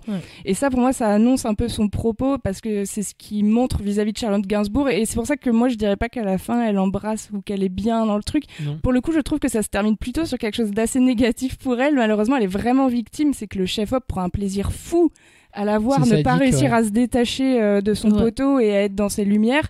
Et en fait, il obtient du coup quelque chose de sa part, une vraie détresse qu'elle n'aurait pas eu autrement. D'où ma question sur la force symbolique, justement, parce que je trouve que cette scène, elle est symboliquement très très forte parce qu'elle exprime beaucoup de choses, notamment sur le non-consentement de l'actrice à ce moment-là, qui refuse de participer, mais qu'on force à baigner justement dans tout ce chaos, dans toutes ces lumières, ces sons qui donnent la nausée.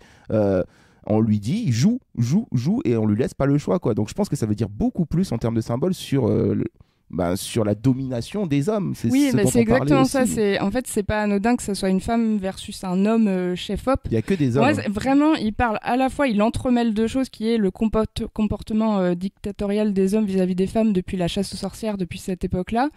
Et qui est encore peut-être d'actualité sur un plateau de tournage quand t'es une femme en tant que réalisatrice ou quand t'es une femme en tant qu'actrice, et ce comportement des hommes vis-à-vis d'elle. Et il y a même d'ailleurs des personnages secondaires comme la jeune actrice, celle qui est dans Neon Demon. La mannequin. Voilà, et pareil, qui est paumée et qui est juste là pour être un corps. Et voilà. Ça, le comportement de ces jeunes mecs là qui veulent absolument proposer un truc à Charlotte ou quoi et qui se sentent pas respectés et qui le vivent mal et qui du coup sont contents de la voir en détresse à la fin.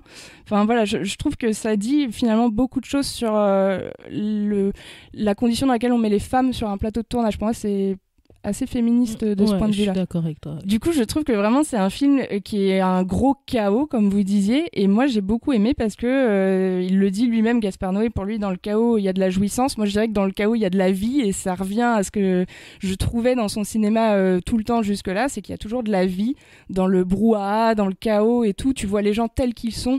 réellement et ça fait ressortir voilà, des choses très très justes. Et finalement, quand je suis sortie du film, j'ai eu aussi une sensation d'un shoot d'adrénaline, tu vois. Cet effet stroboscopique, il est désagréable, mais ça m'a un peu exalté, quoi, comme tous ces films. C'est un peu envoûtant. Mais il est très fort sur ce point de vue, Gaspard Noé, pour représenter le chaos. C'est très très dur à faire le chaos, de montrer le chaos, parce que montrer le chaos à l'écran, ça veut dire organiser le chaos.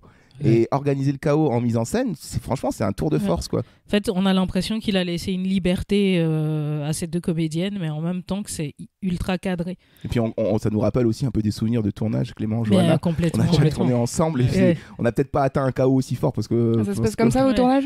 Certaines fois. Il y a des moments de speed qui sont chauds, c'est très stressant. Humainement, c'est tendu des fois. Mais là, ça va très loin. Mais c'est vrai qu'il a mis le doigt sur ça.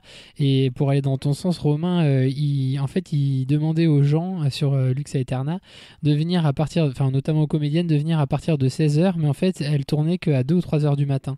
Et en gros, c'était pour les mettre dans un état à la fois d'épuisement et de relâchement, et c'est Béatrice Dalle qui le raconte, qui fait que tu es plus disponible à ce qui peut se passer. Et je suis d'accord que le chaos organisé, et en même temps, je pense, vu Gaspard Noé, en fait, je pense qu'il chorégraphie les mouvements de caméra, mais typiquement, je pense qu'il y a des gens à qui il dit vous faites un peu ce que vous voulez, du moment que vous passez dans le champ, vous dites 2-3 trucs. On sent que les dialogues sont complètement pas écrits, c'est super en impro et spontané comme d'habitude chez Gaspard Noé, et du coup il y a 2-3 comédiens qui jouent quand même pas très bien, genre le producteur et tout, enfin ça m'a un peu gêné quand même. Oui, c'est vrai, il y a des moments un peu cheap. Après c'était pareil dans Climax, hein. Le niveau de jeu est variable forcément parce que t'es en impro, donc voilà, mais au moins il capture de la vie à l'écran, et c'est vrai qu'il a super bien retranscrit un tournage. Moi, pour donner mon avis, la première partie m'intéresse beaucoup avec Dalle et Gainsbourg. Je trouve que cette séquence inaugurale, elle est juste folle. Enfin, elles se disent rien de spécial, mais tu sens quand même tout le rapport réalisatrice-comédienne, une vraie complicité entre elles et tout. Et tu te dis au début, peut-être ce tournage, ça va bien se passer. C'était un peu naïf parce qu'elles ont l'air de super bien s'entendre et tout. Et en même temps, elles sont très différentes. C'est pas du tout le même style de comédienne. Et puis, en fait, ce que j'aime bien, c'est qu'ils jettent pas mal de pistes au début sur des éléments perturbateurs. Donc, c'est un peu comme la sangria qui va être droguée dans Climax. Tu sais pas trop d'où le coup va venir, en fait, parce que t'as le chef-op qui est complètement despotique, il y a un espèce de mec qui est un comédien réalisateur qui veut absolument parler à Charlotte Gainsbourg pour lui parler de son projet de film parce qu'il veut qu'elle joue dedans, et du coup il la lâche pas, il est super lourd et tout ça. T'as un espèce de journaliste intrusif, t'as des actrices qui sont très en colère et tout, et du coup tu te dis mais d'où ça va péter en fait. Et moi c'est là où j'ai été un poil déçu, c'est qu'il me crée une grosse attente scénaristique de se dire ce tournage c'est une cocotte minute et ça va exploser, et en fait la résolution est symbolique et graphique, et ça m'a gêné en fait. C'est con, mais qu'on sache pas qui a saboté l'écran qui clignote, ça m'a gêné, et c'est vrai que je m'attendais à un peu plus, qu'il aille un peu plus loin, et là ce qui m'a gêné un peu plus, c'est que je me suis dit ça c'est Saint-Laurent, et je pense que si on lui avait donné l'argent avec une prod normale, il aurait fait un truc beaucoup plus extrême à la Climax. Et là je peux pas m'empêcher de me dire que quand même c'est les actrices qui ont des super belles robes et tout, et il avait pas envie de les brûler, tu vois, c'est ce que tu disais tout à l'heure. Et il y a un truc où je me suis dit merde, là il retient un peu les coups, et ça m'a gêné dans sa filmo. Donc je pense que c'est intéressant parce que c'est un film qui est à part dans sa filmo déjà par sa durée. Et je pense que ça peut être une super bonne porte d'entrée pour des gens qui connaissent pas Gaspard Noé et qui veulent un truc un peu cool, tu vois. Tu regardes ça, après tu regardes Love, et après tu vas monter Enter the Void, Irréversible et tout. Mais moi, c'est un aspect que j'aime moins, cette fin-là. J'avoue que j'ai trouvé moins de symboles féministes et sorcières que vous, mais vous m'avez aussi un peu ouvert les yeux là, avec le match retour. J'ai trouvé ça un peu gimmick, en fait. C'est-à-dire que je me suis dit, ok, tu nous crames les yeux, bon d'accord, ça raconte quoi ? Je voyais pas trop après le visionnage. Et là, en vous écoutant, c'est vrai que je vois un peu plus, mais j'aime un peu moins ça. Ouais, mais juste pour dire que c'est pas que symbolique, au fait, ce qui se passe, c'est qu'au final... c'est une addition de choses. Tu sais très bien comment ça se passe sur un tournage. C'est chaque maillon de la chaîne est lié. Et là, c'est une addition d'attitudes, de pouvoir, de rapport de force entre les gens qui mène quand même à un problème technique qui mène à ça. Et pour moi, ça raconte aussi, entre guillemets, un système qui fonctionne comme ça. C'est-à-dire tout le monde qui veut tyranniser tout le monde, qui veut prendre sa place, qui veut faire le film à sa place, tout le monde au final qui fait de la merde et au final il y a un problème technique et là on sait plus qui l'a fait. Enfin, on sait plus d'où ça vient. Je suis d'accord, mais la conséquence, elle est la même. Il raconte quoi ce problème, tu vois, par rapport à tout ce qui t'a mis en place avant, quoi. Au moment où il y a le problème, comme disait Johanna, ça continue de raconter quelque chose. Et pour moi, ce qui ressort vraiment à ce moment-là, c'est le gros plan sur ce chef-op et ses paroles qui s'adressent à Charlotte Gainsbourg et qui est lui, il est dans la jouissance de ce moment. Là, il a repris les choses en main et il jouit de ce chaos. Et pour moi, le propos est vraiment là. C'est une partie du propos. C'est ce gars qui cite Jean-Luc, qui a un côté à moitié ironique et à moitié, il l'assume, Gaspard Noé, parce que si tu dis qu'il a laissé ses actrices attendre super longtemps avant de jouer pour les mettre dans un certain état, il fait lui-même ce qu'il est en train de montrer.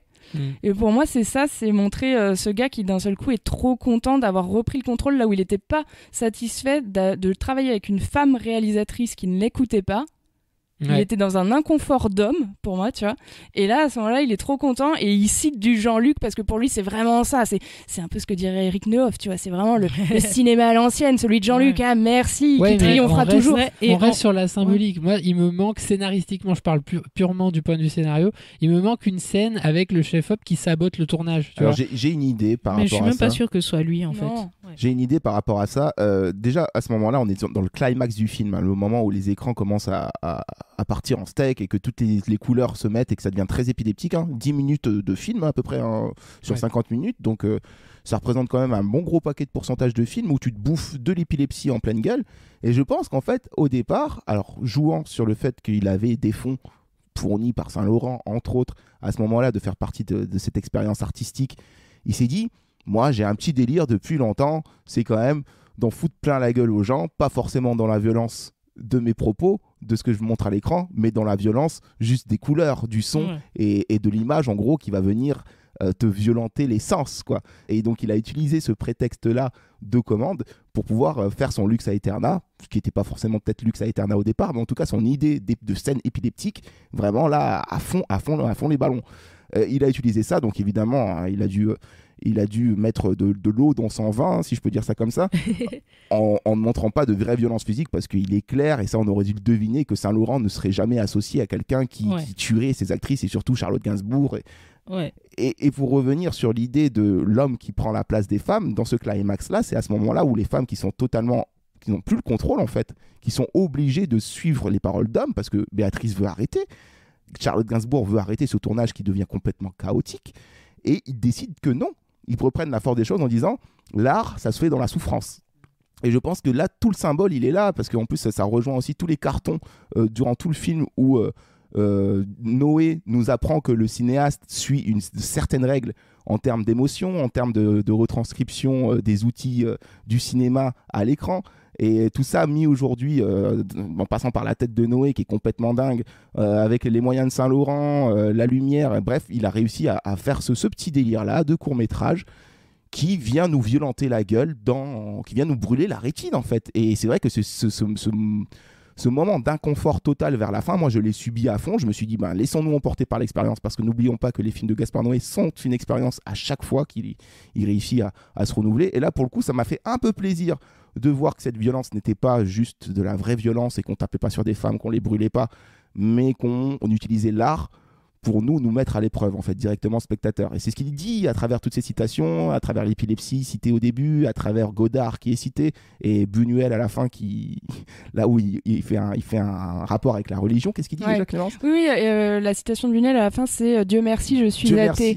Mais c'est vrai que ça éclaire beaucoup le film, parce qu'à mon avis, il a aussi tout un propos sur justement cette sacralisation de l'art cinématographique, et effectivement, je pense qu'il a un propos général sur une idée idéal de ce qu'est faire du grand cinéma, qui est aussi une idée cruelle, parce que, comme tu dis, c'est la douleur dans l'art. Et pour moi, du coup, d'ailleurs, tout ce que tu viens de dire, ça répond aussi à la question de Clément. C'est-à-dire que dans l'idée de faire une expérience, ce climax, il le fait vivre aussi aux spectateurs. C'est-à-dire que c'est pas... Si la fin, c'était juste de brûler une des comédiennes, on aurait vu des comédiennes se faire brûler, entre guillemets. Pour moi, c'est même pas tant... j'ai pas envie de brûler des robes Saint-Laurent, même si peut-être qu'il y a de ça, Mais le fait de le faire vivre aussi aux spectateurs, ça te fait vivre vraiment cette expérience avec la comédienne.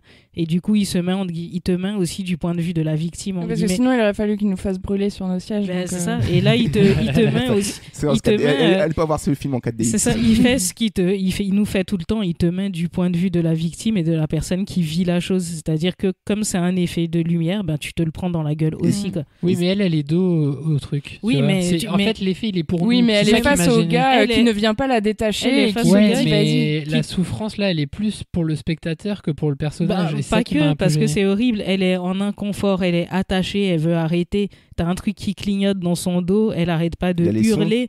Pour que, en plus, elle a plus d'oreilles là parce qu'il y a un Larsen. Elle arrête pas de crier qu'on vienne l'aider. Il y a Béatrice Dalle qui hurle aussi pour que quelqu'un aille la détacher et personne ne fait rien. Et au final, le calme revient.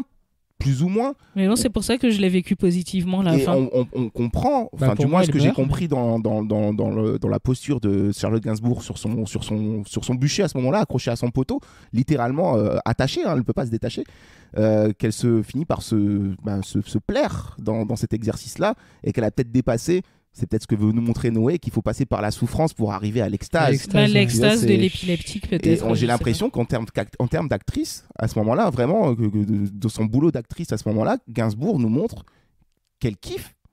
Je sais pas si vous avez eu cette impression-là. Moi, j'arrive pas à croire à cette théorie parce que pour moi, à côté, il y a aussi tout un aspect. Donc, en plus de l'image qu'il donne de ce qu'est faire du cinéma, il y a vraiment le côté cas concret de quand des femmes sont sur le plateau. Et donc, il y a à côté de tout ça le contexte de il la met dans sa position de mère qui doit gérer son travail et sa vie privée et son rôle de mère. Donc déjà, je ne peux pas croire qu'elle se plaît et qu'elle oublie tout et qu'elle est bien d'un seul coup, alors qu'il y a ça à côté, qu'elle est inquiète pour sa fille et tout, tu vois. Pour moi, c'est plus cette image à la fin là qui se... de mort symbolique, C'est plus nous montrer, voilà comment on fait du bel art. Voilà, je vous montre qu'à la fin, c'est beau. En gros, mais c'est théorique. Quoi. Selon les hommes. Et voilà comment on y arrive. Est-ce que ça crée un truc qui te donne une sensation de bien-être par la beauté, mais en fait... C'est vrai qu'elle finit par disparaître, son corps finit par disparaître dans les lumières, et les lumières prennent place pour ne plus laisser que ça jusqu'au générique de fin. Par contre, on a un symbole qui apparaît là, à ce moment-là. C'est ton symbole. Non, mais ce fameux symbole, je veux dire, il est vraiment mis en avant dans le sens où c'est presque la dernière image du film, quoi. Parce que ce symbole, il est comme le titre Climax apparaît à la fin de son film, qui n'est pas vraiment net, qui apparaît un peu dans le brouillard, perdu dans sa typo totalement floue. Là, on a ce symbole qui est là en fond et qui décolle, qui vole un peu comme ça au milieu de cette croix avec un toit. Je ne sais pas ce que ça veut dire, simplement peut-être pour se foutre de la gueule de la religion. Je pense que c'est peut-être un truc de sorcière. J'ai pas trouvé, j'ai cherché, j'ai pas trouvé, mais c'est vrai qu'en tout cas... Parce que tu n'es pas une sorcière. Il s'affirme là en termes religieux, en appartenir à aucune. Peut-être que c'est pour répondre aussi à certaines accusations. C'était pas un truc de sorcière, mais plutôt un truc de, d'un seul coup, on a atteint le niveau sacré de ce qu'est cet art. On a atteint l'ultime beauté. Ce symbole. Ah merde. Pour moi, c'est un truc de la religion catholique, tu vois, de base, quoi. Et c'était en gros. Mais avec le toit en plus, je sais pas, je trouve ça inquiétant.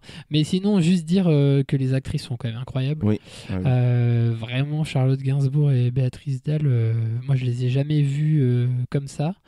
Et que rien que pour ça, ça vaut le coup de voir le film. Après, il faut quand même prévenir parce que nous, on est très Noé et tout.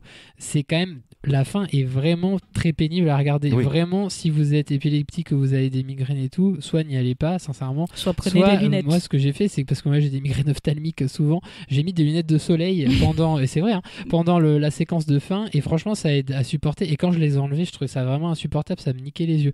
Donc voilà, c'est Gaspard Noé, il y va à fond. Donc soyez prévenus, cette fin est un peu difficile, quoi. Mais il te fait presque un syndrome de Stendhal, en fait.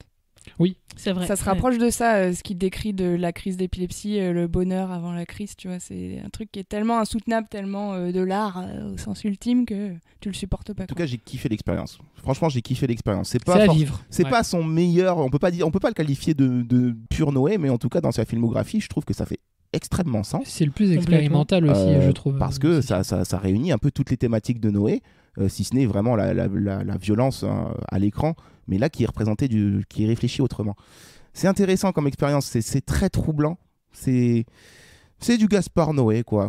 C'est du Gaspard Noé, du mini Gaspard Noé. Faites-vous ça, 50 minutes, c'est pas beaucoup, c'est le temps d'une série. Kevin n'est pas là, malheureusement, pour donner son avis parce qu'il a très mal vécu et qu'il s'en est pas remis. On pense à lui. Il est dans le coma. Non, je veux dire, il a très mal vécu les stroboscopes. Il est dans le coma depuis 2 jours. Mais par contre, avant de tomber dans le coma, il m'avait donné son avis sur le film avant qu'on arrive aux urgences.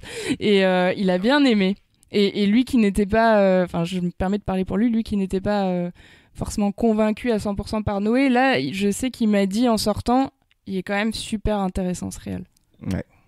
Comme on disait la dernière fois, il y a un goût de reviens-y et ça donne envie de voir ses futurs projets. Mais moi j'aime bien, voilà, il nous demande de dépasser notre critique, si ce n'est juste c'était bien, pas bien. Là, on peut pas dire, franchement, je peux pas dire c'est bien, pas bien, c'est juste à vivre. C'est pas non plus. Et d'ailleurs, il y a un truc. Difficile de faire un match retour sur j'ai parlé avec une autre amie qui était à une autre séance que nous, et comme nous, à la fin de la séance, quasi tout le monde, à part une personne qui est sortie, est resté pendant 10 minutes dans la salle et les gens parlaient entre eux du film, c'était assez dingue. Ce qu'on a fait aussi. Oui, exactement ce qu'on a fait. Je sais pas si parce que le film il dure 50 minutes, mais quand il s'est terminé, on s'est tous retrouvés. D'habitude, on se lève et puis on sort. Oui. Là, on est resté sur nos canapés, on était en mode et puis on a discuté 10 minutes. T'as besoin de débriefer. Ouais, je crois que t'as besoin de débriefer. Puis tu viens de bouffer 10 minutes de couleurs intempestives dans ta tête. Ça fait mal. J'avoue, je l'ai un peu insulté. Au milieu, j'ai fait quel connard. Donc, un film qu'on recommande à tous les amoureux du cinéma et puis à tous les amoureux des sensations fortes, mais qu'on peut aussi, à mon avis, recommander à d'autres personnes. Ah oui. Qu'en est-il ? Eh bien, voyons-le avec la page des Rococo. À qui le Rococo ? À qui le recommandez-vous ? À qui le Rococo ? À qui le recommandez-vous ? À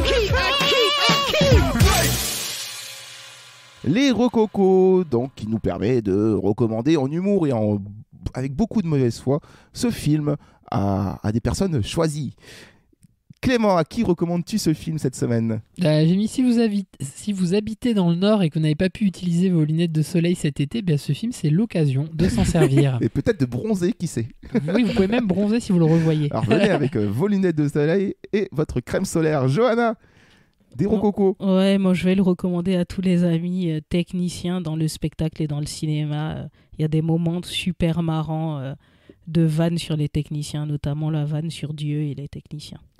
Vous comprendrez. C'est vrai qu'on pourrait croire à des gros clichés, mais notamment le chef-op, ça c'est des personnages que nous on a déjà rencontrés dans notre... C'est vrai, on ne citera pas de nom, non, mais... non.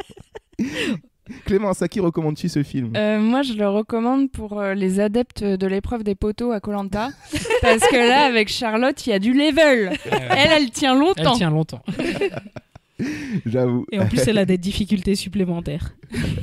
Toi, t'as des recos, Romain ? Ah oui, moi je recommande ce film à tous les amoureux de l'attraction Space Mountain à Disneyland, parce que là vous allez vous en bouffer plein la gueule, quoi. Alors les loopings ils seront à l'intérieur de votre corps, mais ça procurera la même sensation de nausée, voire de gerbe. Accrochez-vous, en tout cas c'est une expérience à ne pas louper. Voilà pour les recocos. Bon sur ces bonnes paroles, je pense qu'on va se dire au revoir, les amis. Qu'en pensez-vous ? Au revoir. Allez, puis on parle de ce qu'on fait la semaine prochaine. C'est parti. On n'est pas bien ? Si. Paisible. À la fraîche. Décontracté du gland. Et on bandera quand on aura envie de bander.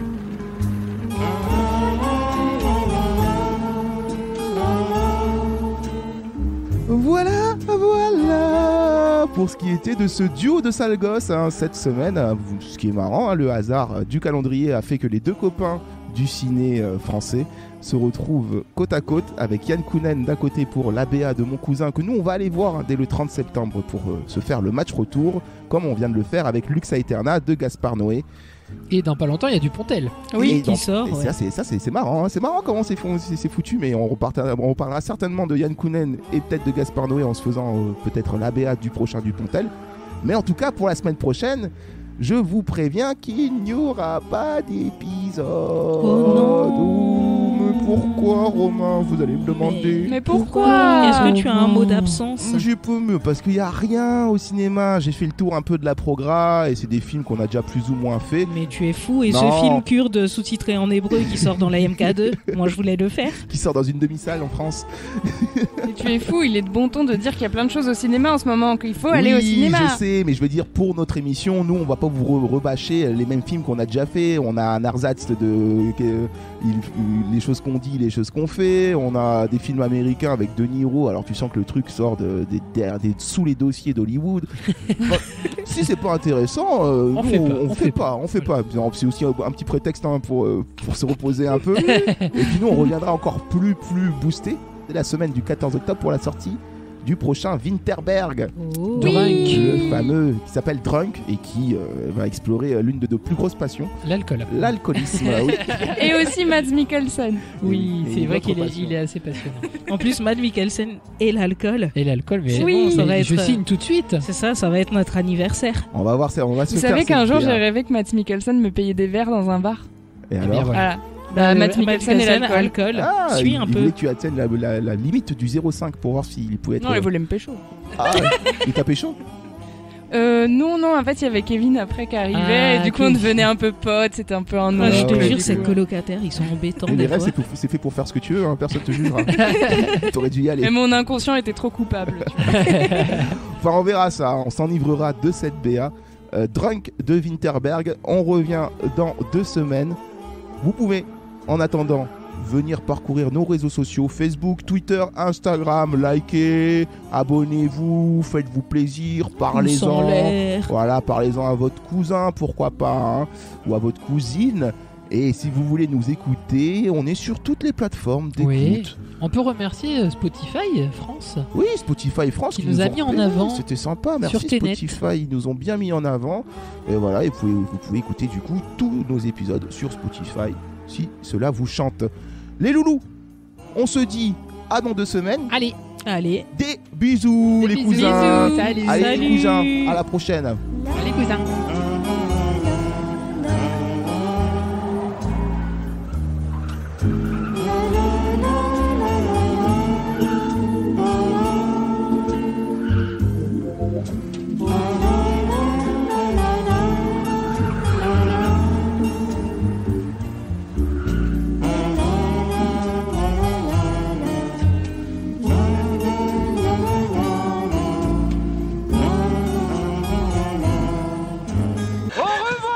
Shoshana!